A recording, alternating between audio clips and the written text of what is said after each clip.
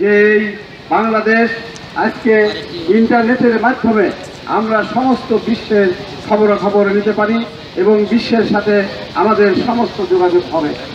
আজকে আমাদের সতর্ক থাকতে হবে, যারা এই গত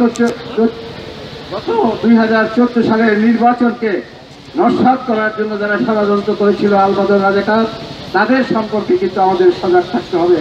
যখন এই বাংলাদেশ উন্নয়নের দিকে এগিয়ে যাচ্ছে, যখন এই বাংলাদেশ 2021 সালের মধ্যে মধ্যমায়ের দেশে পরিণত হতে যাচ্ছে, সেই মুহূর্তে তারা বিভিন্নভাবে ষড়যন্ত্র করে চলছে।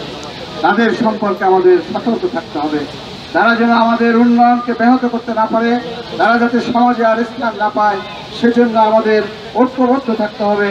সকলে ঐক্যবদ্ধ থেকে ওই কুচক্রী মহলকে প্রতিহত করে বাংলাদেশে জাতির জনক বঙ্গবন্ধু শেখ মুজিবুর রহমানের স্বপ্নের সোনার বাংলা, শোষণ মুক্ত সোনার বাংলা, এই বাংলায় জননেত্রী শেখ হাসিনার মাধ্যমে প্রতিষ্ঠিত হয়, সেই আশাবাদ ব্যক্ত করে আপনাদের সকলের সুস্বাস্থ্য এবং দীর্ঘায়ু কামনা করে আজকের এই সভার সফলতা কামনা করে আমি আমার বক্তব্য শেষ করছি। জয় বাংলা, জয় বঙ্গবন্ধু। 3 দিন ব্যাপী এই মেলার সম্মানিত সভাপতি, মঞ্চে উপস্থিত আজকের এই